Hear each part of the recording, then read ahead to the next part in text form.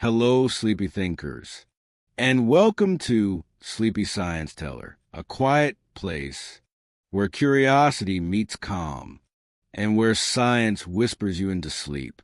Tonight, let's drift together beyond the comforting blue of our world to explore a question as old as wonder itself. How might life look on other worlds? But first, before we begin our cosmic journey, take a slow breath in and a peaceful breath out. Let your shoulders fall. Let your mind settle into stillness. And now, my curious traveler, tell me in the comments below, where in the world are you watching from? And what time is it there right now? I always love knowing how far these quiet thoughts reach. And if you'd like to join us on more journeys like this one, please gently tap the like button and subscribe so you never miss another calm voyage among the stars. Take a slow breath and imagine the night sky, quiet, endless, and full of tiny silver lights, each one a sun, some perhaps very much like our own. For as long as humans have lifted their eyes toward the heavens, we have wondered, are we alone? This question, ancient and unending, has lingered in every civilization's dreams. From the earliest storytellers, who believed the stars were the fires of distant gods, to the astronomers of today, who use machines of glass and metal to look beyond the edges of our world, the longing has remained the same. Somewhere out there, beyond the quiet shimmer of our moon, might there be another world, where oceans breathe mist into alien skies, and creatures stir in the light of a distant sun? It is a thought both comforting and haunting, for if we are alone, the universe is a very quiet place, and if we are not, then the universe is very full indeed. Thousands of years ago, the Greek philosopher Epicurus wrote that there are infinite worlds both like and unlike this world of ours. He had no telescope, no spacecraft, only imagination, and yet he sensed a truth that science now gently uncovers. Today, we know there are not just a few worlds, but billions of planets circling the stars we see each night, every one of them a possibility, a whisper of life, waiting to be heard. When you look up tonight, you might see a star like Alpha Centauri, our nearest stellar neighbor. It lies just 4 light years away, which sounds close, until you realize 1 light year is almost 10 trillion kilometers. And yet, even across that vast distance, astronomers have begun to suspect that planets might circle there, worlds that could hold oceans, clouds, and perhaps something living. The search for life beyond Earth is not just a scientific pursuit, it is a deeply human one. We search for life out there because it helps us understand what it means to be alive in here. Every mission, every telescope, every quiet hour spent listening to cosmic static, they're all expressions of that same longing, that same soft question whispered across time. Who else is out there? Imagine for a moment you are floating high above our planet, past the clouds, past the satellites, past the gentle pull of Earth's gravity. Below you, the Earth spins silently, a blue marble wrapped in white. Above you, the stars stretch endlessly. It is from this perspective that humanity's search for life truly begins. Our tools, though metal and silicon, are built from curiosity itself. Telescopes like Kepler, TESS, and James Webb are our eyes in the dark, quietly watching the stars for the faintest signs that a planet may be circling there. They do this by noticing small dips in starlight, tiny shadows that happen when a planet crosses in front of its star. It's a bit like watching a firefly glow behind a falling leaf. The light flickers, and from that flicker, we can tell something small has passed by. From those delicate patterns, scientists can tell astonishing things. The planet's size, its distance from the star, and even sometimes what kind of air surrounds it. It's as if the universe has left us clues, written in the language of light. And so we read those signals carefully. When a planet's atmosphere contains certain gases, oxygen, methane, or carbon dioxide, it hints that something there might be breathing. Not proof, not yet, but a whisper, a suggestion of life. In radio astronomy, giant dishes scattered across Earth. Listen to the silence of the cosmos. They turn like flowers following the sun, but instead of light, they seek faint murmurs of radio waves that might carry patterns or order. The fingerprints of intelligence, the SETI project, the search for extraterrestrial intelligence, has been listening for decades. No clear voice is answered yet, but still the listening continues. For silence, too, can be meaningful. It tells us where to listen next. And then there are the probes, brave little travelers, like Voyager 1 and Voyager 2, now gliding through the space between stars. They carry golden records, etched with music, greetings, and images of our world, a quiet message to whoever might one day find them. One side of each record holds a map showing where Earth is, and the sounds of wind, thunder, laughter, and birds. Simple things, ordinary things, that might tell another civilization what it feels like to be human. Think of it. Across the cold expanse of interstellar space, two tiny golden disks drift endlessly, each carrying our hope, our curiosity, and our quiet wish to not be alone. As our instruments grow sharper and our understanding deeper, we are finding that life may not be rare, but rather abundant in ways we can scarcely imagine. Mars, for example, our red, dusty neighbor, was once thought barren and lifeless, but now we know it once had rivers, lakes, and perhaps even an ocean. Its surface bears the scars of flowing water, and hidden beneath its soil, there may still be traces of ancient microbes, waiting patiently in the cold. And then there are the icy moons, Europa, Enceladus, Titan, worlds so far away, and yet so strangely familiar. Each one hides liquid water beneath its frozen crust. On Enceladus, jets of vapor shoot into space, carrying organic molecules, the building blocks of life. When the Cassini spacecraft passed through one of these plumes, it detected the ingredients for amino acids, the very same molecules that form the proteins in our own bodies. It is humbling to think that in the darkness beyond Saturn's rings, nature might be writing the same story. Again, scientists call the search for life astrobiology, a blend of biology, chemistry, and astronomy. But beyond the science, there is a quiet philosophy in this pursuit. Each discovery reminds us that Earth is not the center of everything. We are part of a vast, shared universe, a living system connected by the same atoms, the same light, the same laws of physics. Even if we never find other beings, the search itself has changed us. It has expanded our sense of belonging. It has made us caretakers of our own fragile world, knowing how rare and precious it truly is.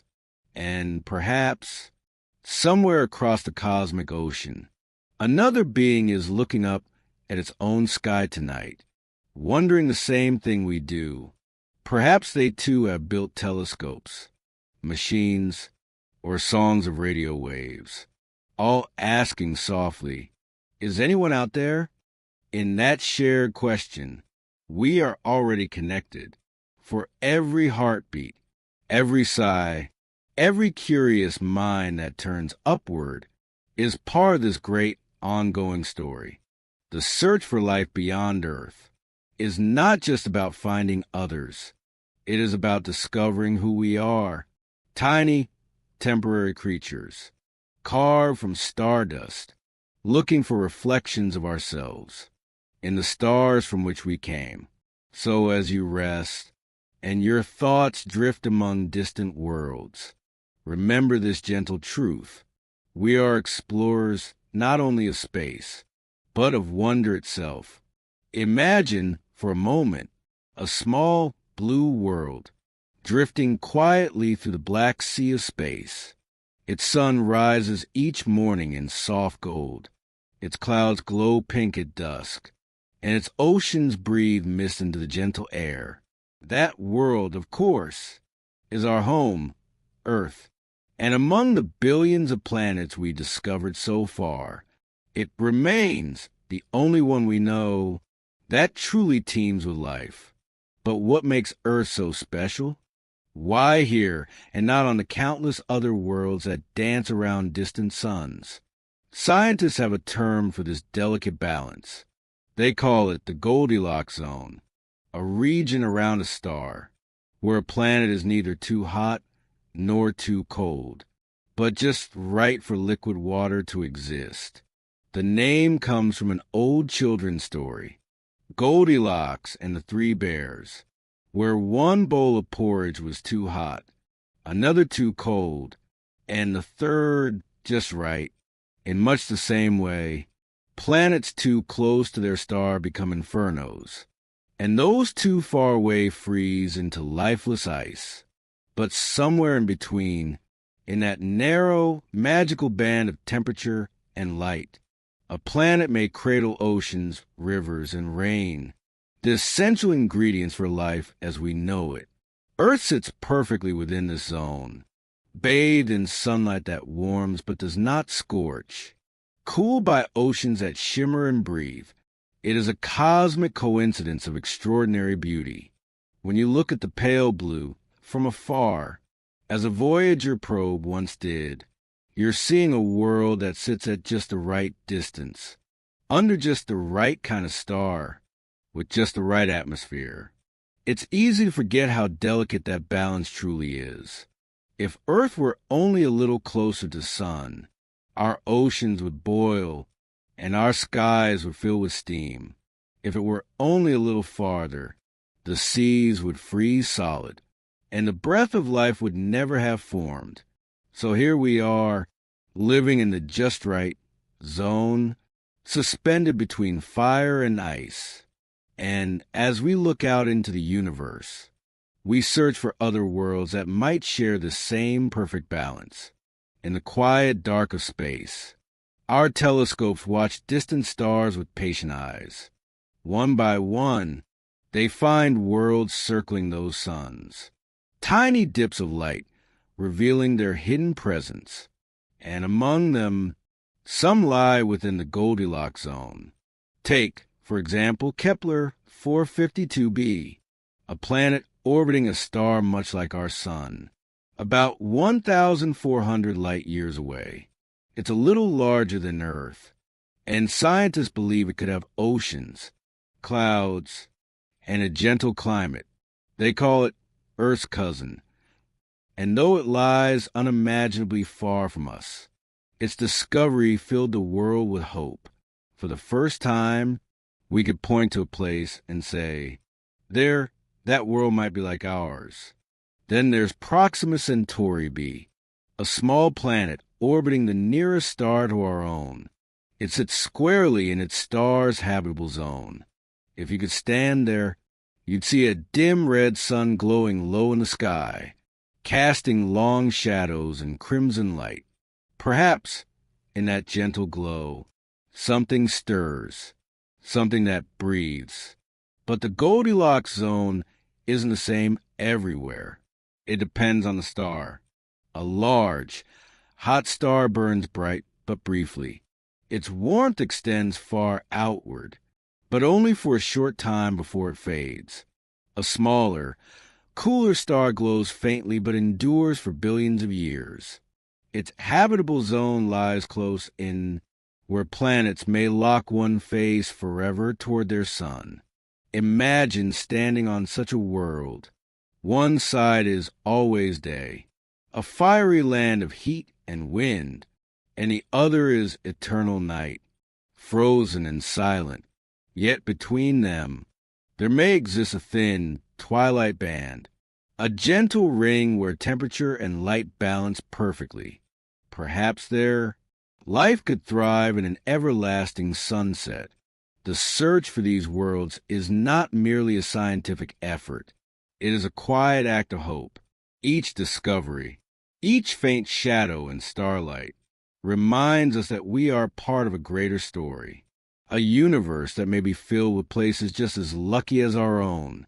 The James Webb Space Telescope, with its golden mirrors spread like petals of light, has begun to read the faint signatures of distant atmospheres.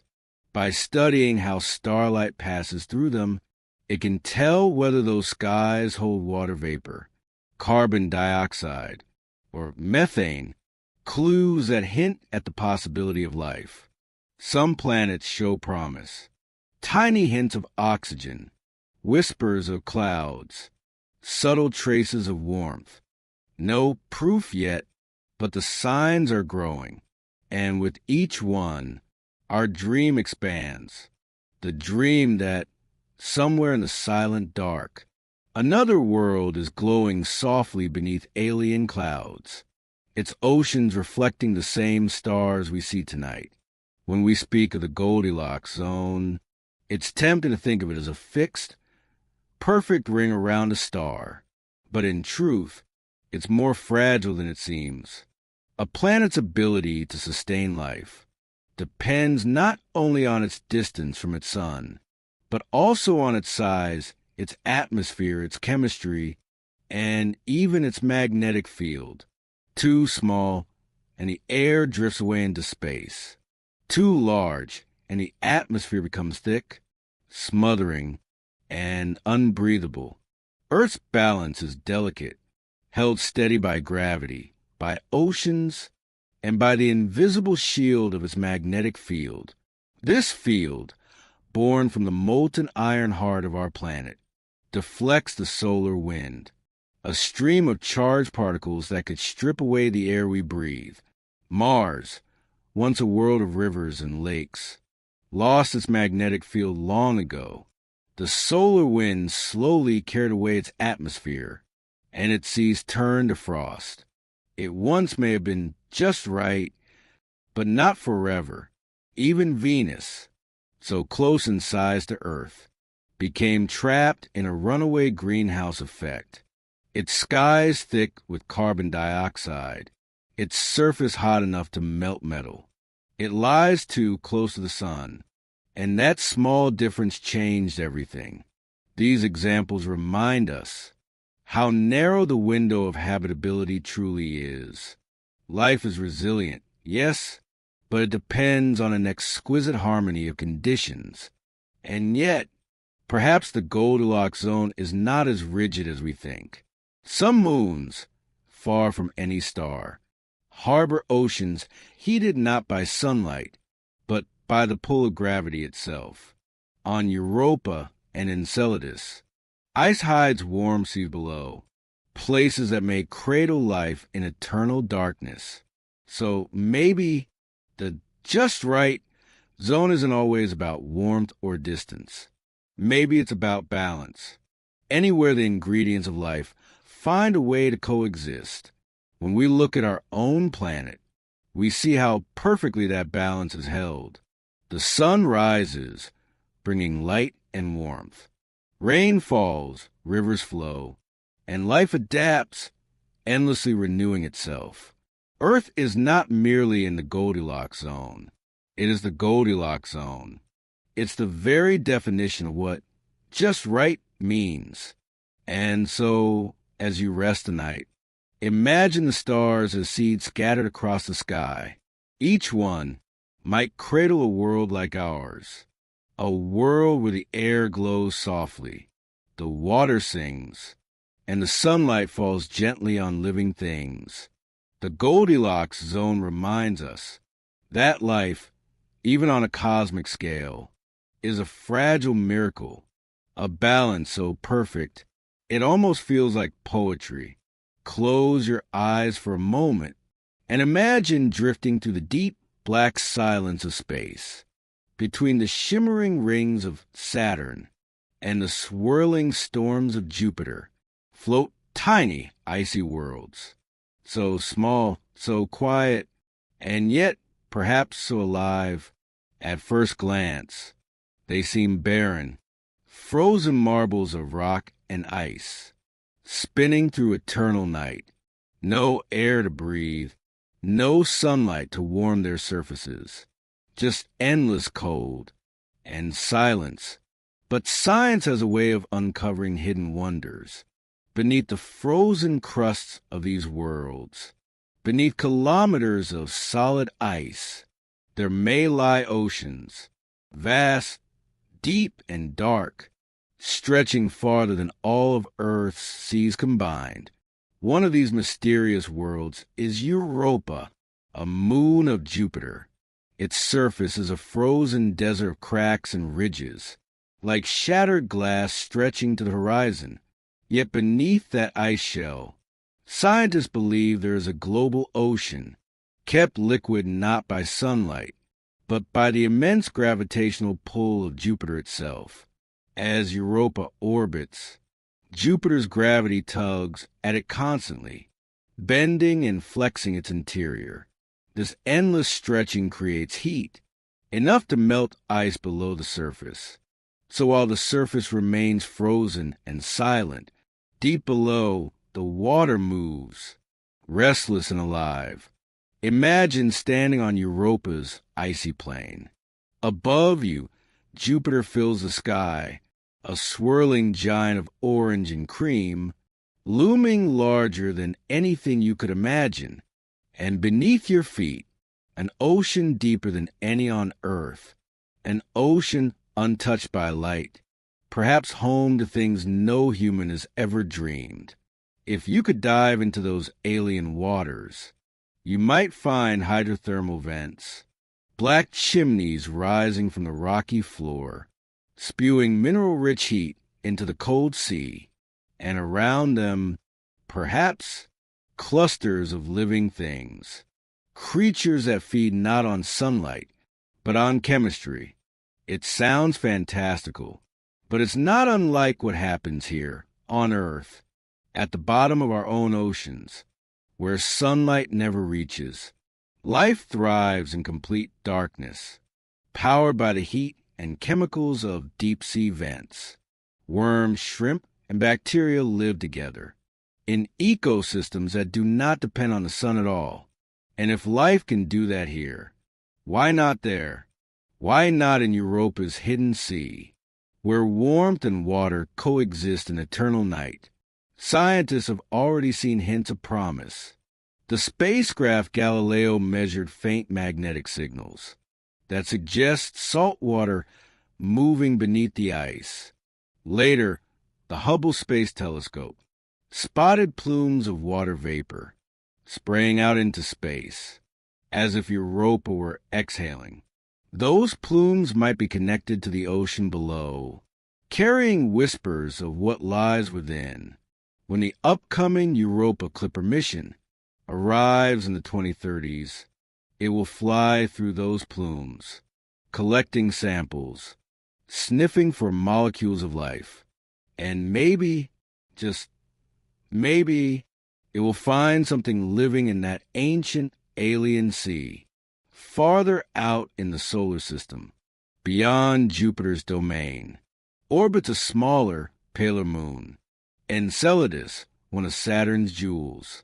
It's a tiny world, barely 500 kilometers across. You could drive around it in a single day, but what it lacks in size, it makes up for in mystery. When the Cassini spacecraft arrived at Saturn, it noticed something strange.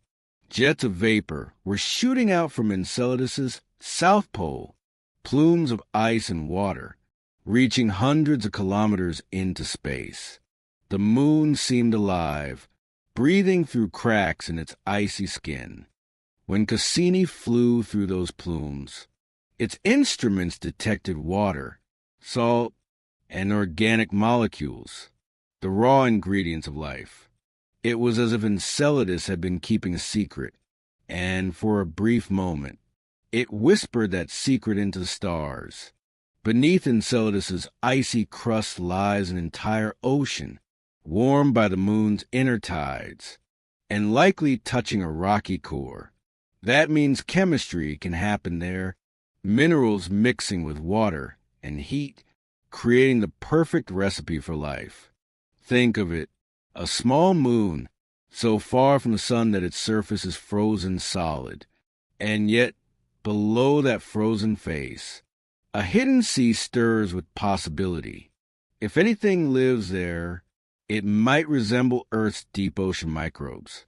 Tiny, resilient creatures that feed on minerals and heat. They might glow faintly in the darkness, forming colonies along cracks and vents. Perhaps strange jelly-like beings drift slowly through the water, following chemical trails instead of light. Perhaps they communicate through pulses of electricity or waves of gentle vibration. We don't know, but it's not impossible. In fact, it seems more and more likely that where there is liquid water, there may also be life. Scientists have even found that the plumes of Enceladus contain traces of hydrogen, a clear sign that chemical reactions are happening between rock and water below. On Earth, such reactions fuel entire ecosystems. On Enceladus, they might do the same. The beauty of it all is in its simplicity. Even in the most frozen corners of the cosmos, life finds a way. It hides beneath ice, beneath pressure and darkness, patiently waiting for the right conditions to thrive. Enceladus reminds us that the universe is full of surprises, that even the smallest, quietest worlds can harbor the grandest mysteries. As you imagine those plumes rising into space, like the breath of a sleeping world, picture the countless snowflakes they create, falling back onto the surface, glittering in the distant sunlight. Somewhere below, something might be watching them fall. As our gaze extends beyond the edges of our solar system, our imagination travels to exoplanets, worlds orbiting distant stars, where alien oceans might shimmer beneath foreign skies. Some of these worlds are water worlds, planets covered entirely by global seas, with no land at all. Astronomers call them ocean planets. And though we've never seen one directly, our instruments tell us they may be common. Imagine a planet like Earth, but where the entire surface is sea. No continents, no deserts, only endless, rolling water beneath a dim, alien sun. The waves there might rise higher than mountains, and beneath them, the pressure would be immense. In such a world, life would evolve in the depths. Perhaps giant, translucent creatures float like balloons in the deep, their bodies shimmering with bioluminescent colors. Perhaps there are forests of glowing coral, or clouds of microscopic life that drift like underwater weather systems. Some might rise toward the surface when the light grows dim and sink again as the planet turns. An entire biosphere, breathing in rhythm with its star. And not all of these oceans need to be warm. Some may be encased in ice, just like Europa and Enceladus. Their waters kept liquid by the pull of nearby moons, or the slow heat of a planet's core. It's possible that beneath the frozen crusts of many worlds, oceans wait, silent, deep, and filled with chemical possibilities. When we think of life elsewhere, we often imagine green landscapes, blue skies, and sunlight. But maybe the universe's first living things never saw light at all. Maybe life began again and again in the black, quiet hearts of oceans, hidden beneath alien ice.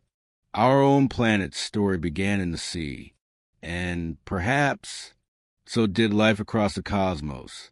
The ocean is where chemistry met warmth, where molecules learned to organize, to divide, and to grow.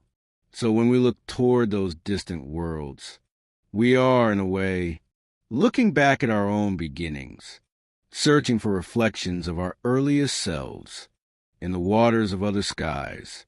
As the spacecraft of tomorrow travel farther and faster, they will one day dive into those alien seas, or taste the vapor of their plumes, and maybe, in some future whispered discovery, we'll find proof that we are not alone, that across the universe, in the cold and the dark, life has been quietly swimming all along. And as that thought drifts through your mind, you can almost hear it, the soft, distant murmur of alien tides against alien shores, the sound of oceans beyond our world, calling to the oceans within our hearts. Breathe in slowly and picture yourself standing on a world far from Earth, a place where the sky glows not blue, but violet, or perhaps a deep orange that never fades.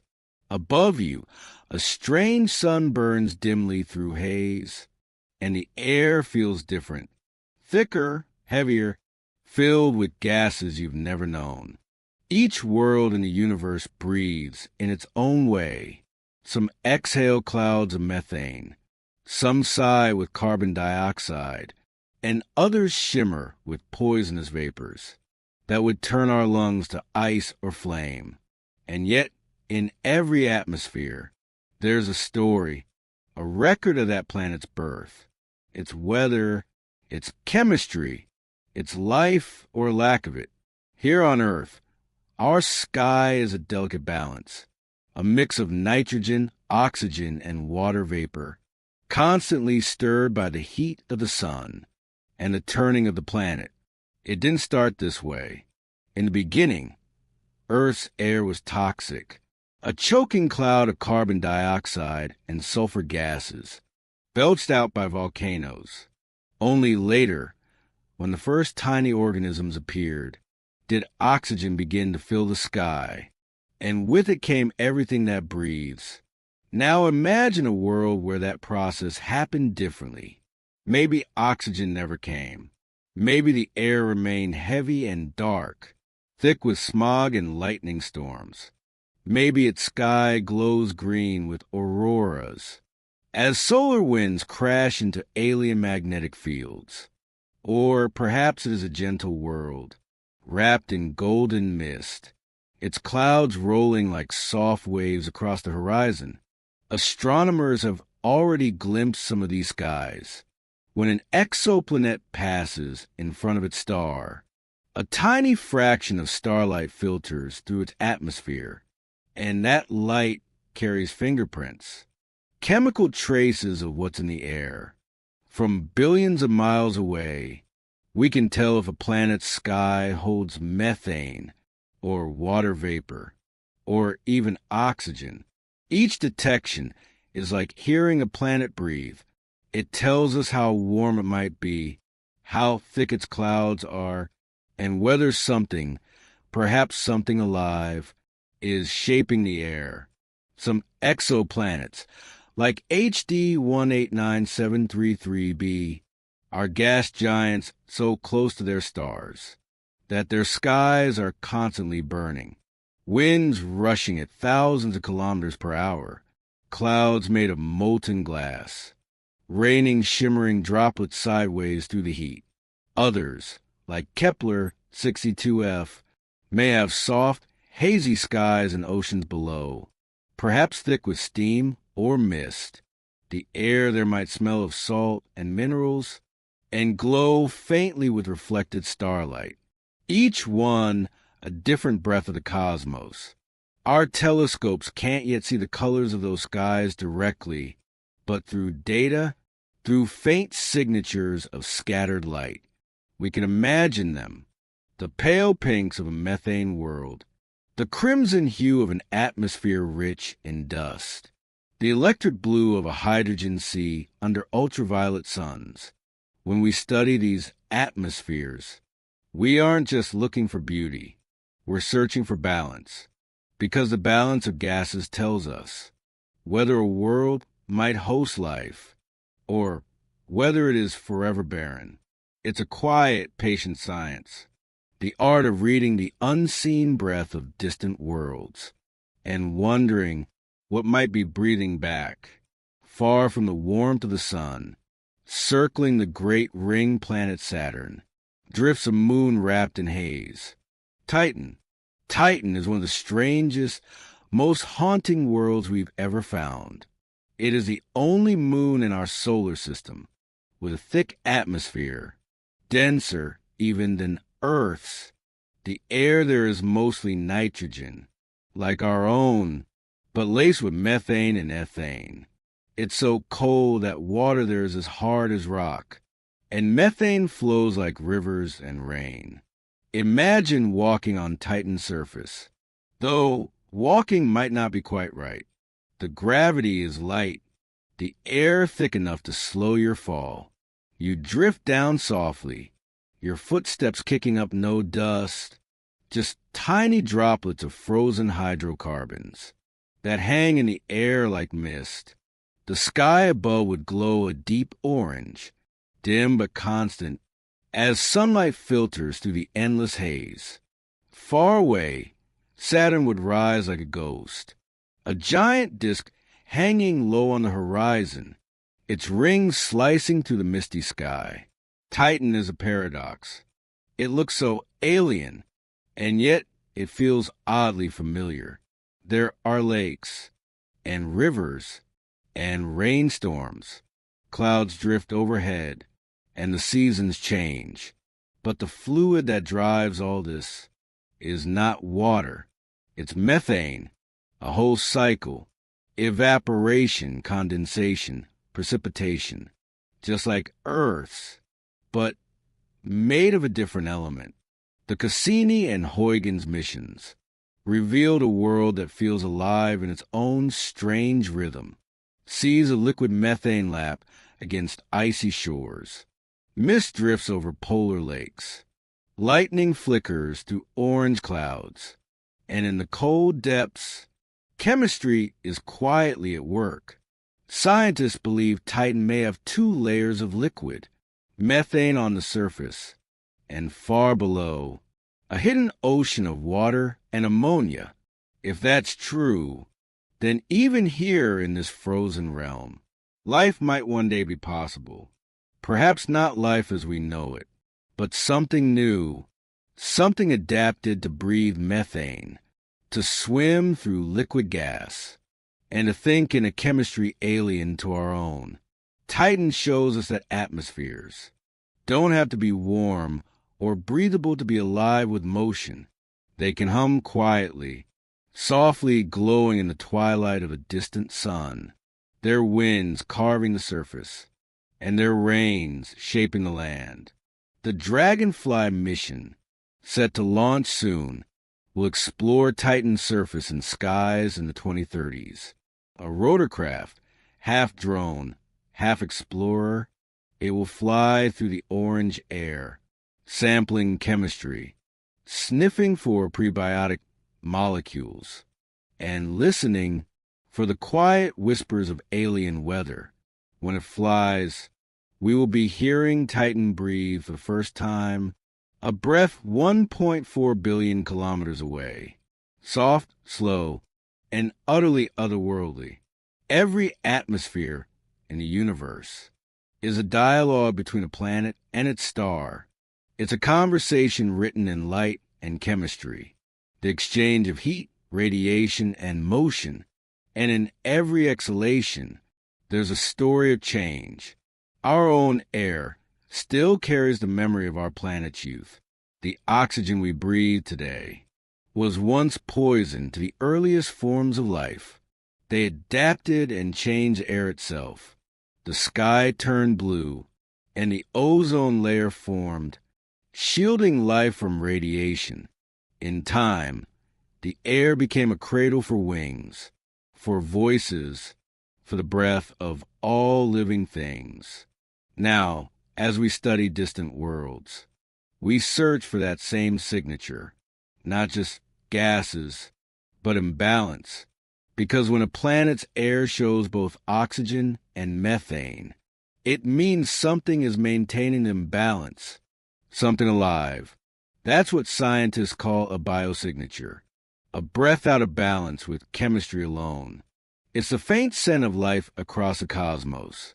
Future telescopes like the James Webb Space Telescope, and even more advanced observatories yet to come, are beginning to look for those signs. Anomalies in starlight, tiny dips in hues that whisper, there's something breathing here. Perhaps, someday soon, we will detect such a breath, not from Titan or Mars or Europa, but from a world orbiting another sun entirely, a blue-green glimmer in the dark, its atmosphere trembling faintly, with the rhythms of photosynthesis and life. And when that happens, it will change everything, not because we found aliens, but because we'll realize that breathing is not unique to Earth.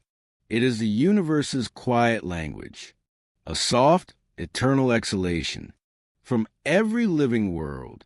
When you breathe now, slowly, gently, you share that rhythm with the trees of Earth, with the storms of Jupiter, with the haze of Titan, and with the unknown skies of worlds yet unseen. The cosmos itself breathes through you, every atom in your lungs, once part of the star's dying sigh, now part of your living breath. Every inhale you take is a connection to every world that ever was, and every world yet to be. So close your eyes and let that thought settle like mist around you. The air that fills your chest has traveled through galaxies. You are breathing the universe, and the universe, in its quiet, infinite patience, is breathing back. Imagine you're standing at the edge of a foreign world. The ground beneath your feet feels unfamiliar, its texture softer, or harder, its color tinted by minerals unknown to Earth. You look up and the sun is rising, but not our familiar golden dawn. This one is blue, or perhaps crimson, or maybe there are two suns, climbing the horizon together, casting twin shadows that stretch and merge. Every world in the cosmos greets its morning differently. On some planets, dawn might arrive every few hours, as they spin quickly beneath a close, bright star. On others, daylight might linger for weeks, as the planet turns slowly, its horizon bathed in endless twilight, the color of a world sky. Its sunsets, its dawns, its very mood depends on the star that warms it and the air that wraps it. Here on Earth, our sky is blue because of sunlight scattering through nitrogen and oxygen. Blue light, with its short wavelength, bounces more in our atmosphere than red light, painting the heavens in gentle hues. But if our atmosphere were thicker, our sky might glow a deep orange. If it were thinner, perhaps violet. And if our sun were cooler, redder, then even noon might look like an eternal sunset. Now picture a planet orbiting a red dwarf star, the most common kind in the galaxy. These stars burn cooler and dimmer than the sun. To human eyes, their light would seem warm, almost coppery, casting everything in rose gold hues. The sky there might never blaze with harsh daylight. Instead, it would be soft and rust-colored, bathed in a permanent evening glow. The shadows would be gentle, the nights long and dusky, the air cool and calm. But red dwarfs are also temperamental. They flare often, violent bursts of radiation that could strip away atmospheres or sterilize the surface of nearby planets.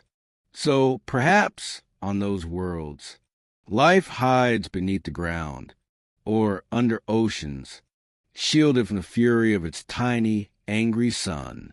Then there are the blue giants, massive, hot stars that blaze fiercely, burning through their fuel in only a few million years. Planets near such stars will be bathed in intense ultraviolet light, their skies shimmering with electric blues and purples, their clouds glowing faintly with ionized gases. It would be a beautiful, terrifying brilliance, too radiant for fragile life to bear for long. And somewhere between them, in the comfortable warmth of yellow stars like ours, might be countless Earth-like worlds, each with its own palette of skies, some pale green, some violet, some a muted gray that glows softly under their sun's dim light. To stand on such a world and watch the light fall differently, to see shadows move in alien ways, to feel the rhythm of another sun's warmth on your skin, would be to experience an entirely new kind of dawn. It's humbling, isn't it, to realize that even something as simple as light, that soft warmth on our faces every morning, might be utterly different somewhere else. And yet every sunrise, on every world, is still a promise of warmth, a whisper from the cosmos saying, "Life, if you are here, wake softly. Now let your mind wander to something even more enchanting. Worlds that circle not one sun, but two or three. Binary and trinary star systems are more common than many people realize. And in those places, sunlight itself becomes a dance. Imagine a horizon where two suns rise, one golden, the other pale and white. They climb the sky together, casting twin shadows behind every rock and tree. When one sets, the other lingers, keeping twilight alive. Night may come rarely, if at all. For the inhabitants of such a world, if any exist, time would feel strange. Days would not follow a single rhythm. Sometimes both suns might blaze together, turning the landscape dazzling bright. Other times, one might dip below the horizon, while the other remains, bathing the world in ghostly half-light. This idea of a world under two suns has inspired poets and scientists alike. When astronomers discovered Kepler 16b, the first confirmed planet orbiting two stars, it captured imaginations everywhere. The real-life Tatooine, named after the world from Star Wars, showed us that such worlds aren't fantasy at all. They truly exist, yet for all their beauty, these systems can be chaotic. Two suns tug at their planets like dancers in a cosmic waltz, their gravity pulling in twisting orbits in delicate balance. Sometimes the dance is smooth, and the planet stays stable for billions of years. Other times, it ends in chaos, the world flung into cold darkness, or torn apart by competing tides of light and heat. Now imagine a world beneath three suns. At some times, all three might align, their combined radiance turning the sky into molten gold. At others, they drift apart, casting overlapping colored shadows, a tapestry of shifting hues across the land. Even the concept of night would change. Perhaps true darkness would come only once every decade, When all three suns finally rest below the horizon, on such worlds, the creatures that evolve there, if they do, would see differently. They might have eyes tuned to multiple wavelengths, able to perceive color beyond what we can imagine. They might navigate not by darkness and light, but by the soft differences between three suns' tones. Our human eyes, built for one gentle yellow star, might struggle to make sense of that world's endless glow, but the beings who live there, to them, it would be normal, peaceful, perhaps even beautiful, because to every creature, its home light feels perfect. And so, somewhere under three suns, life may already be waking, stretching, breathing, marveling at the glow of its sky. Now let's drift even further, past binary suns, past the scattered gas clouds, to the lonely worlds, planets with no star at all. They are called rogue planets, cast adrift from their systems, wandering through interstellar space. Imagine their darkness, a world that never sees dawn. No sunrise, no sunset, only the faint, eternal shimmer of distant galaxies. And yet, even here, there could be life, deep within these wandering worlds. Geothermal heat might keep subsurface oceans warm. Volcanic vents could feed microbial life, just as they do in Earth's deepest seas. Perhaps, in those black oceans, creatures move slowly through eternal night, never knowing the concept of light at all. They would not need eyes, or color, or the rhythm of a sun. They would live by warmth alone, the soft heartbeat of a planet that remembers its star only as a fading memory. Meanwhile, other worlds may orbit stars, so distant and dim that their skies never brighten fully. They live in twilight eternally, cool, quiet, their landscapes bathed in silver light. To live there would be like dreaming forever, never waking, never sleeping, only existing in soft balance. And still others, the tidally locked worlds, show another kind of strangeness. On one side, eternal day. On the other, endless night. Between them, a twilight belt with a sky burns orange forever. In that narrow zone, life might find a way, living in the calm middle, between two extremes. Every kind of sky, every kind of sun, every form of light and shadow teaches us something about existence, about adaptation, about beauty and difference. When astronomers look up at the stars, they see not just points of light, but stories waiting to be told. Each sun is a lantern in the cosmic dark, and around each lantern may drift worlds, each one painted by light in its own unique way.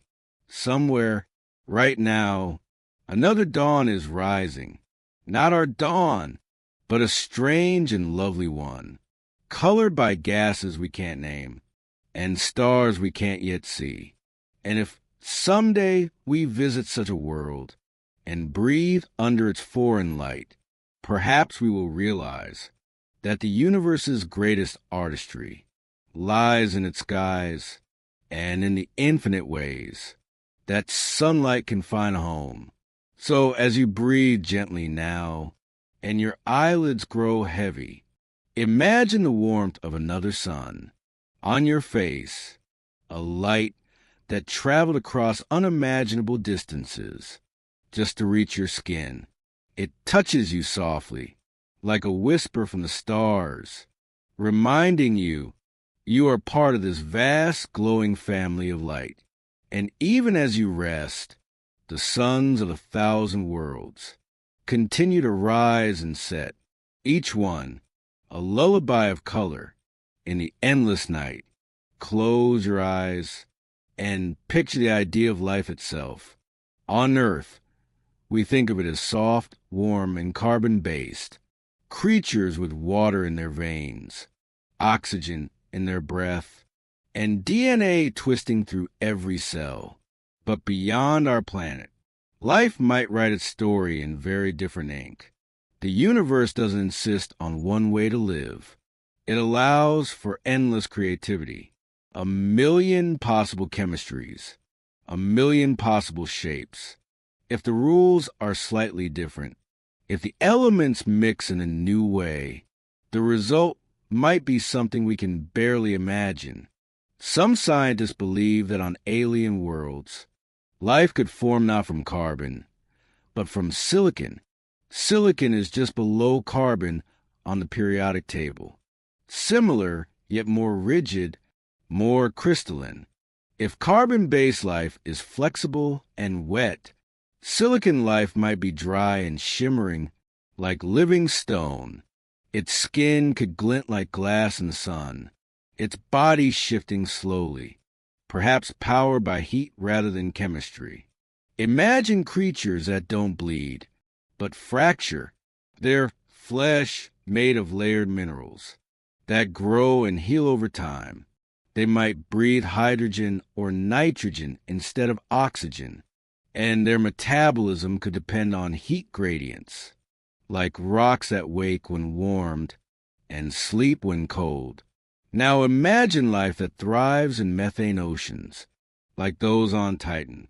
To us, methane is poison, but to them, it might be as vital as water.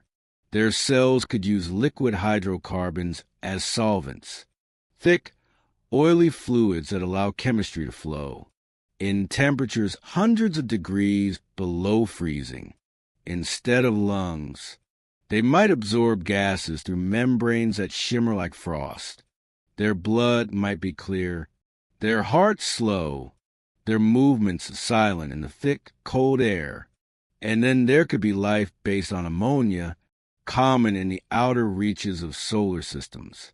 Ammonia can stay liquid at much lower temperatures than water, so on icy worlds, it might serve as the base for life's reactions. These beings might feel sluggish to us, moving through their cold, glassy landscapes at a pace too slow to notice. Their voices might not be sound, but vibration, slow, deep hums that travel through ice like whale songs. We might never recognize them as alive. To us, they could look like part of the terrain, crystals that grow, pulsate faintly, and shift position over centuries. Yet within, their chemistry could be rich and self-sustaining. Here on Earth, we're already surrounded by life forms so strange that they feel almost alien. Take the tardigrade, a microscopic creature that can survive boiling, freezing, even the vacuum of space. Or the slime molds, which are neither plant nor animal nor fungus, but single-cell collectives that can solve mazes without a brain. Or the deep-sea vent bacteria, thriving without sunlight, drawing energy from sulfur and minerals. These life forms remind us that biology is endlessly inventive, and if nature can be this creative here, imagine what it can do under alien skies. Perhaps somewhere there are creatures that see with sound instead of light, or that taste magnetism and navigate by it. Perhaps they float in dense atmospheres, their bodies filled with hydrogen gas, drifting like jellyfish through alien clouds. Maybe they never touch the ground at all, living their entire lives suspended in the air. On some worlds, gravity might be weaker, allowing creatures to grow vast and delicate, silken wings spanning hundreds of meters, riding the gentle winds like drifting petals. On others, where gravity is strong, life might be compact and muscular, built low to the surface, hugging the ground to resist the pull of the planet. And on still others, there might be no clear boundary between organism and environment, a forest that is one creature, a sea that breathes, mountains that grow not by geology, but by biology. The shapes life could take are as infinite as the stars themselves. And the more we imagine them, the more we understand that Earth's forms are not the only blueprint, just one melody in a vast symphony of possible life. Now, let's imagine that some of these beings not only live but think here on Earth. Intelligence takes many forms. Crows remember faces. Octopuses solve puzzles. Whales communicate across oceans. Even trees exchange chemical signals underground, sharing nutrients and warnings through fungal networks. If life elsewhere evolved under different suns, its ways of thinking and being might be utterly beyond our understanding. Imagine a world covered in a single vast organism, a web of tendrils spread across continents. Each node, each branch, might share electrical impulses like neurons. The planet itself would be a brain, its thoughts slow, its dreams stretching across centuries. To communicate with it, we have to wait lifetimes between sentences. Or picture an intelligent species that evolved in the oceans of a frozen moon. Their communication might be based on pressure waves, pulses and ripples through liquid. Their language could be three-dimensional, encoded in subtle variations of vibration, far richer than any human sound. To them, our speech might seem flat and primitive, a single thread in what to them is a woven tapestry of meaning. On a gaseous world, beings might live in the clouds, their bodies light and diffuse, their consciousnesses made of patterns of charged particles. They might merge and separate at will, sharing memories as easily as we share breath. Identity, to them, might be fluid, individuality a brief state, before merging back into the collective sky. And on rocky worlds with intense magnetic fields, perhaps life has evolved to sense those fields directly. They might see magnetic patterns, the way we see color, navigating through shifting auroras of invisible energy. Their art might be geometry drawn in magnetism, their emotions mapped as patterns in invisible light. Some life might not have bodies at all. They could exist as energy, as plasma in the upper atmosphere, or as crystalline structures that encode thought as vibration. They might live for millennia, thinking slowly, speaking rarely. When we imagine intelligent aliens, we often think of faces, eyes, hands, but perhaps true intelligence isn't about form, it's about connection. It's about recognizing patterns, remembering, adapting, and feeling wonder.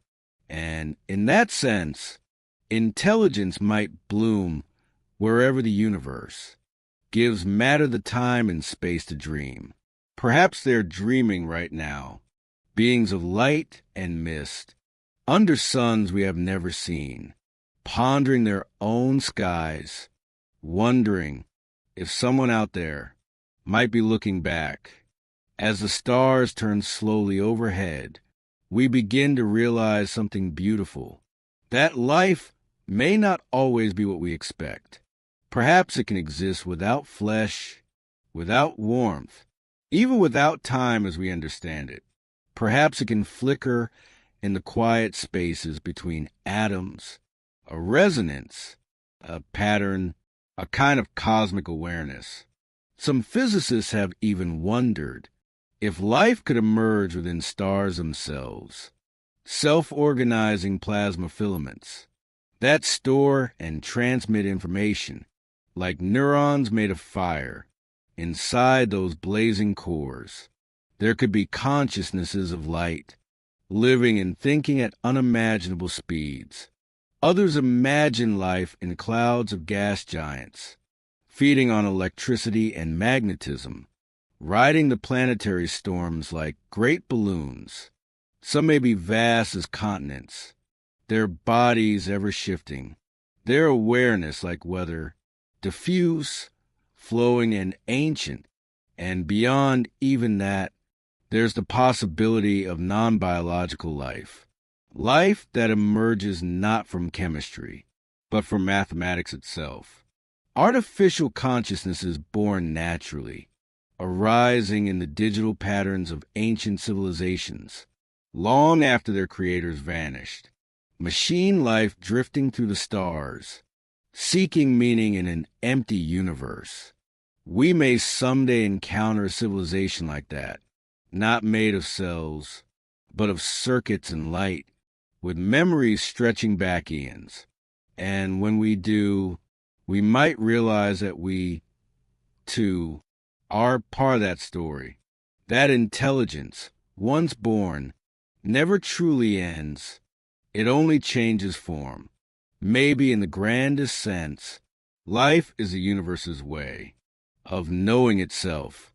Every creature, from a bacterium to a human, to a being of pure plasma, is a mirror the cosmos uses to look at its own reflection. And that means wherever we find life, we find a piece of ourselves. So as you rest now, and the stars shimmer softly in your mind, let that thought drift around you like starlight. That life, in all its unimaginable forms, is everywhere, in warmth and cold, in light and shadow, in matter and mind. Every world may breathe in its own strange way. Every creature may dream in its own quiet rhythm. And the universe itself, through every living thing, is dreaming with us. Imagine standing on the surface of a planet where the sun never moves. One half of the sky forever glows, bright and golden, while the other half lies in an endless, frozen night. Between them, a thin twilight line stretches like a halo around the world, a place of gentle, eternal dusk. Such worlds are called tidally locked planets. They orbit their stars so closely that the same side always faces the light, just like our moon always shows one face to Earth. Scientists believe that many planets beyond our solar system might be tidally locked.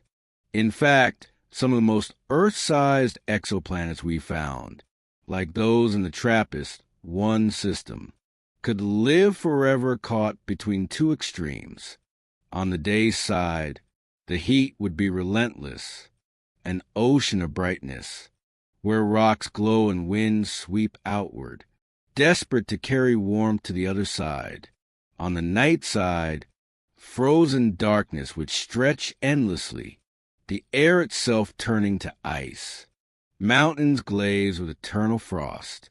And in between, the twilight zone, the Terminator line, a narrow band of half-light, where day and night hold hands.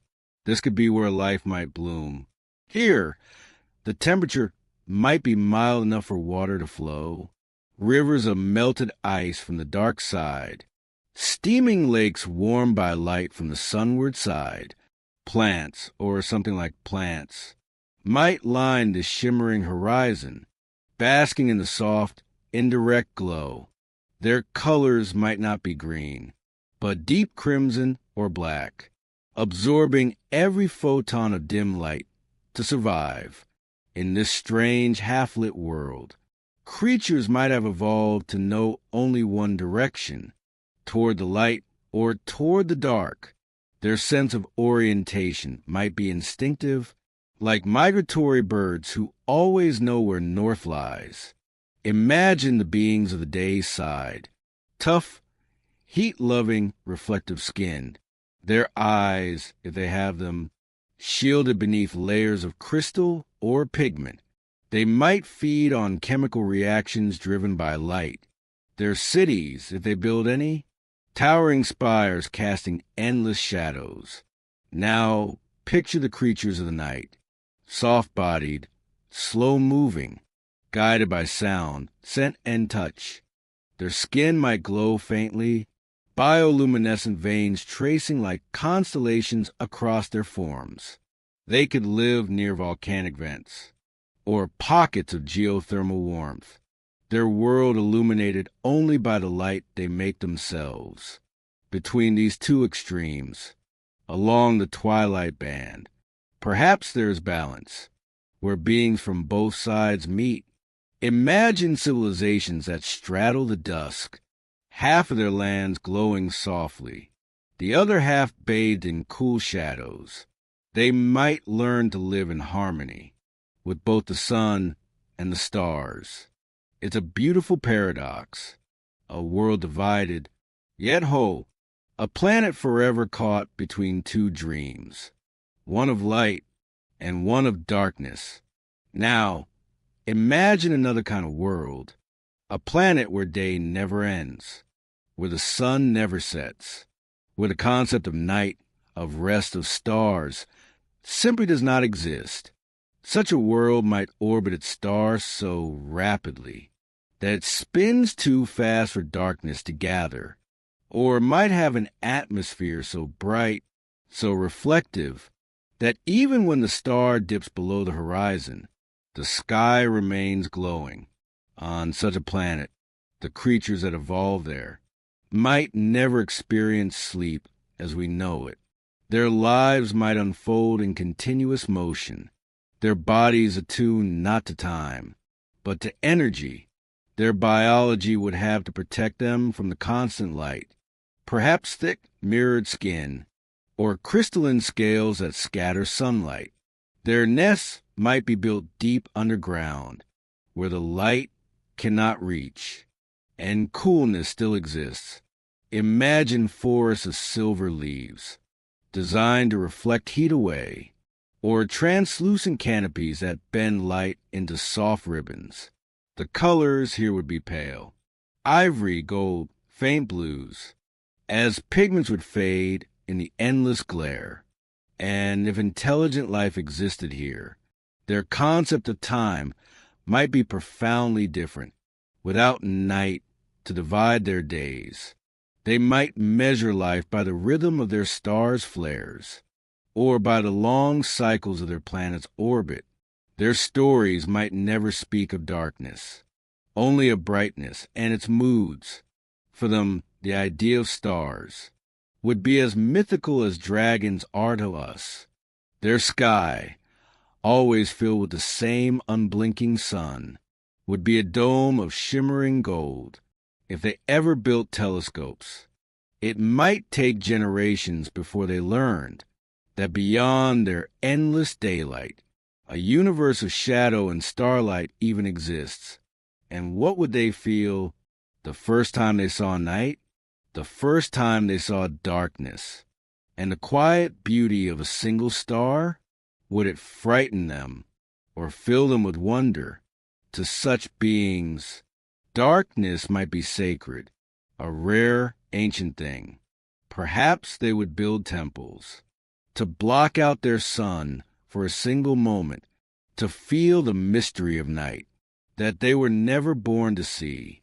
We, who live under both sun and stars, often forget how precious that rhythm is. The day feeds us, the night heals us, and without one or the other, something deep within the heart begins to lose balance. Now, close your eyes and imagine a world where the sun never rises, a planet adrift far from any star, a rogue world, drifting silently through the galaxy, bathed only in the faint light of distant constellations. These dark planets might once have orbited suns like ours, before being cast adrift by gravitational dances, flung into eternal night. Yet even here, in this cold exile, life might find a way. Deep beneath thick layers of ice, geothermal warmth could seep upward from the planet's core, a faint, eternal heat. Their oceans might slumber in darkness, their surfaces frozen, their depth alive, Life could exist without light, feeding on chemical energy from the rocks below. Creatures with no eyes, no need for sight, sensing the world through pressure, taste, and vibration.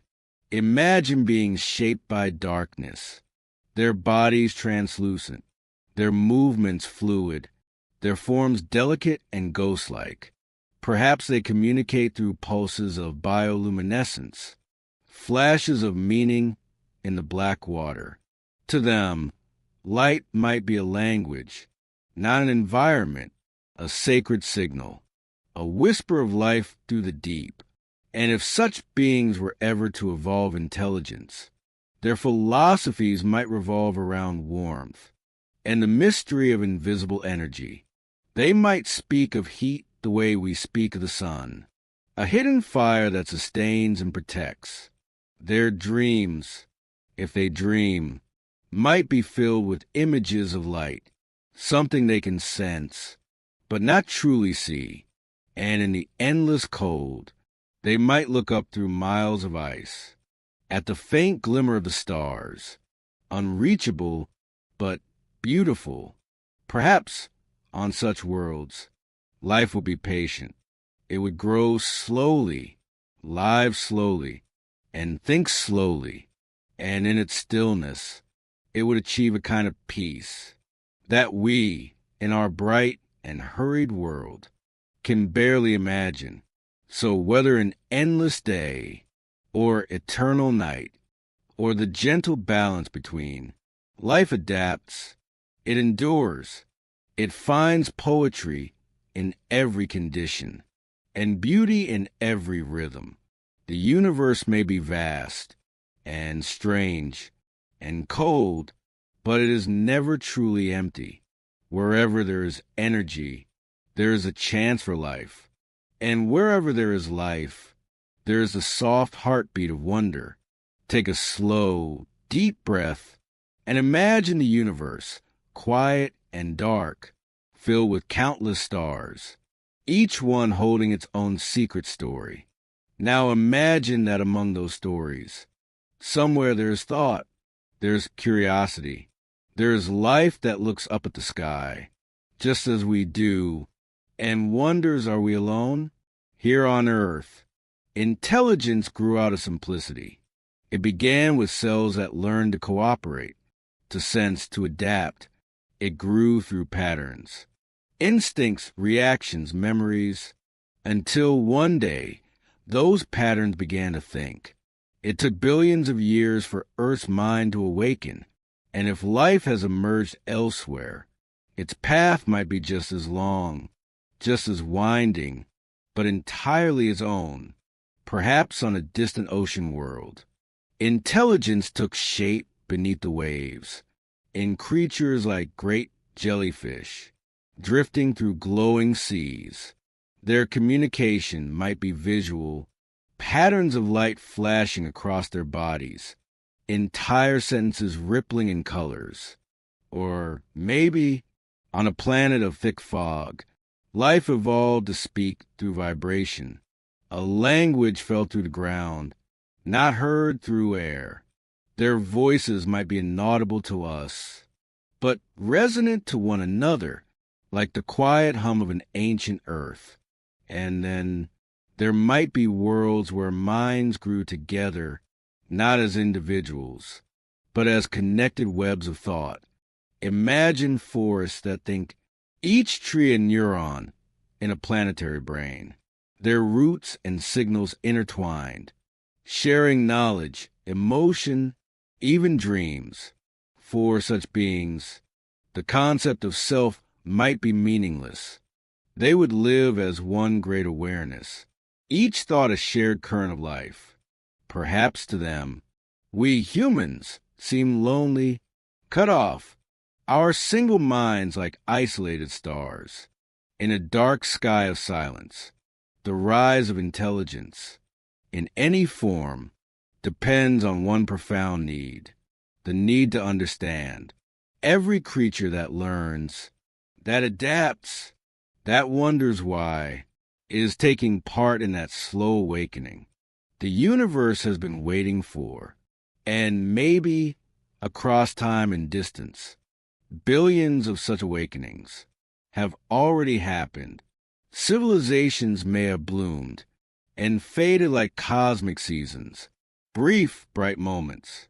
In the vast story of creation, we might never see them, never hear them, but their echoes could still linger in the radiation of the stars, or in patterns written across the dust of galaxies.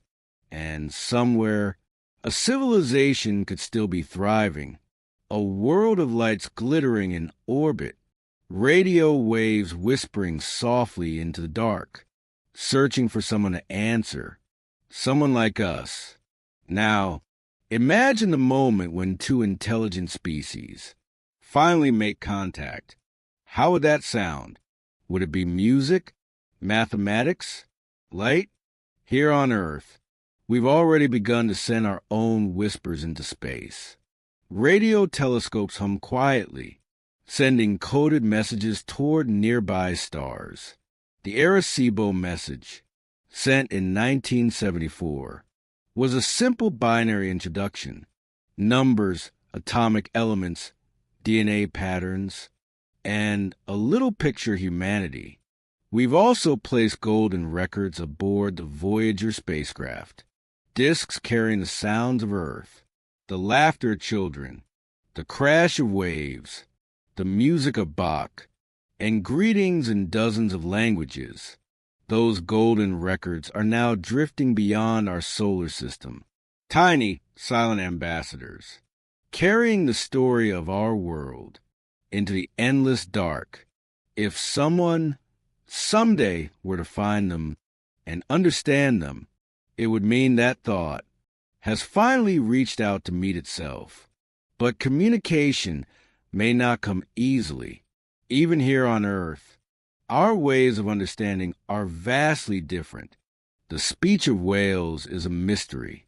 The dances of bees carry meaning. The songs of birds change with geography. If we struggle to understand our own planet's languages, imagine the complexity of a mind born under an alien sun. Their way of thinking might not be linear. They might communicate in shapes, or in harmonics, or through shared waves of emotion.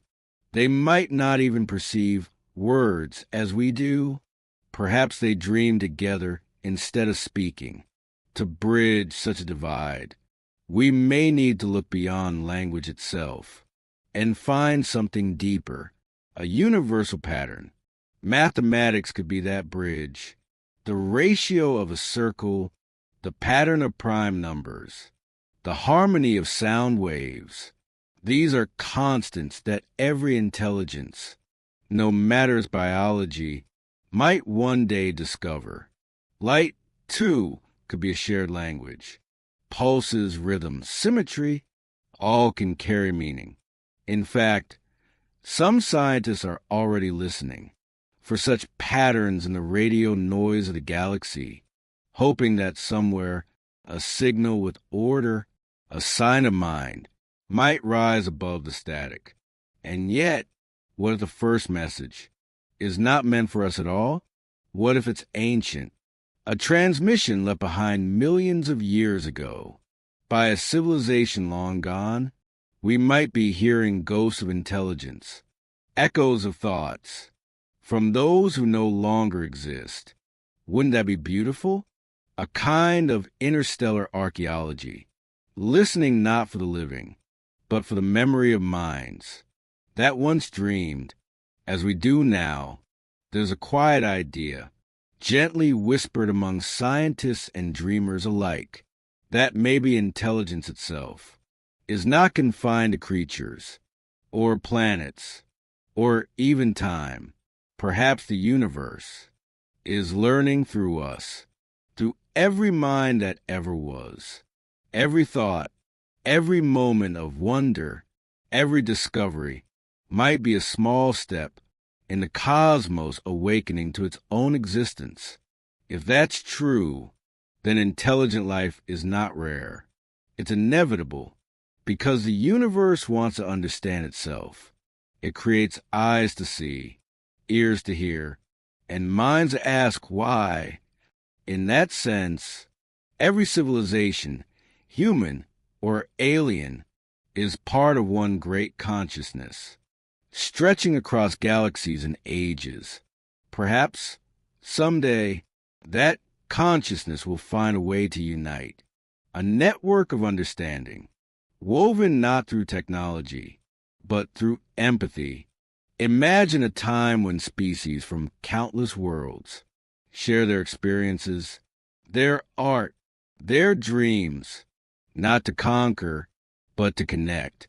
A galactic chorus, each voice unique, each thought a note, in a harmony that spans the stars.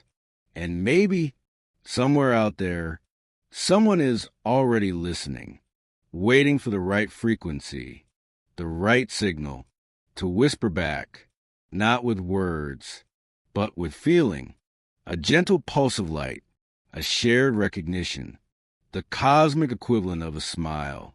When that moment comes, the universe will grow a little smaller and a little warmer, because two minds, born under different suns, will finally know they are not alone. And until that day, we will keep listening, keep wondering, keep dreaming beneath our own soft sky. For in our curiosity, in our yearning to understand, we are already part of something much greater, something that binds all life on Earth and beyond, the quiet intelligence of the cosmos itself. Close your eyes and imagine the universe, not as a cold expanse of stars, but as a great living canvas, a tapestry painted with time, gravity, and light. Every star, every planet, every drifting atom is a brushstroke on that infinite canvas, and together they create something beyond comprehension, a masterpiece so vast it humbles every human thought. When we gaze into the night sky, we are not looking outward, we are looking back in time. Every point of light we see is a story billions of years old, a flicker from a distant moment when the universe was young, and in each of those lights there might be life, tiny, fragile, intelligent, or dreaming, shaped by conditions so different from our own that even imagination struggles to reach them. But what makes this realization so gentle, so deeply moving, is not the number of worlds that exist. It's the thought that all of them, from the simplest to the most complex, share one common origin, the same stardust, the same laws, the same cosmic rhythm. You, me, every living thing, and every star in the sky are built from the same ancient particles, born in the hearts of dying suns. When a star reaches the end of its life, it scatters its elements across space, seeding the next generation of worlds.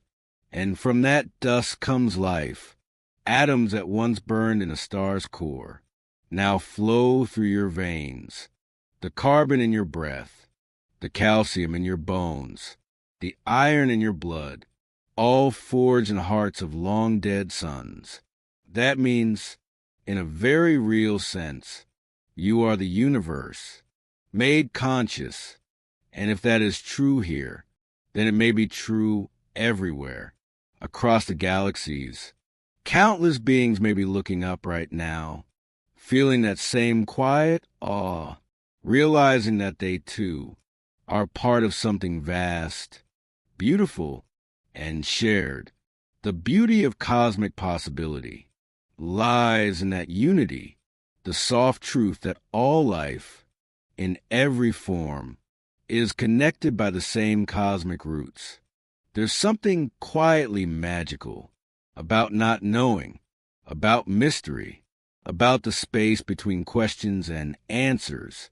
Science often seeks to explain, to define, to measure, but wonder, That deep, wordless feeling is born from what we cannot yet understand.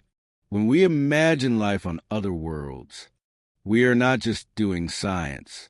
We are expressing a longing, a gentle, human hope, a hope that somewhere out there, the universe is alive and listening. Maybe there are worlds where life glows like lanterns beneath frozen seas. Maybe there are creatures that sing through plasma storms, or civilizations built beneath golden clouds. Maybe there are minds made of light, drifting between stars. We do not yet know, and that's the beauty of it. Each unanswered question is an invitation to dream. Each distant signal is a whisper of possibility. And maybe the greatest discovery we can make isn't finding aliens or traveling beyond the stars, but realizing that we belong to this mystery, that we are part of it. Our curiosity, our desire to know, to explore, is the same force that drives galaxies to spin and stars to burn. It is the universe's heartbeat, expressed through our wonder. And that means every time you look at the stars, you're not just gazing at distant suns. You're looking at yourself, reflected back through time. The same atoms that sparkle above you are the ones thinking, feeling, and dreaming within you. It's a quiet symmetry, a kind of cosmic poetry that reminds us the unknown is not something to fear. It is something to love, because the unknown is where all beauty begins. And now, as we reach the final moments of our journey, let us rest in this one soft truth. The universe is vast, billions of galaxies, trillions of stars, countless worlds, and yet, somehow, here you are, aware, breathing, listening. You are part of that infinite design, a living thread woven into the cosmic fabric. You carry within you the story of stars, the memory of creation, and the quiet potential of everything that could ever be. When you look at the night sky, remember, you are not small. You are not separate. You are the universe, looking back at itself with wonder. Every thought, every act of kindness, every dream is a continuation of the cosmos creating, exploring, and knowing itself. Perhaps that's what life, in all its forms, is truly for. Not survival, not conquest, but understanding, a slow, gentle awakening, the cosmos learning to see through countless eyes, to feel through countless hearts. And so, as you rest now, as your breathing slows, and your thoughts drift softly towards sleep, imagine yourself floating among the stars, each one a possibility, each one a dream. The beauty of the cosmos isn't just out there, it's within you, in every heartbeat, in every spark of thought, in every quiet hope for something more. Let the vastness comfort you, not overwhelm you, because you belong to it, completely, eternally, and beautifully. The universe holds you in its endless embrace. And as you drift into dreams, it whispers, in the language of starlight and time, that everything is connected and everything is one. So rest now, travel worlds, rest beneath the same stars that once gave you life. May their gentle light guide your dreams, and may the vastness of possibility bring you peace. Good night, dear listener. Good night, wanderer of the cosmos. Until next time, sleep well and dream of other worlds. And goodbye.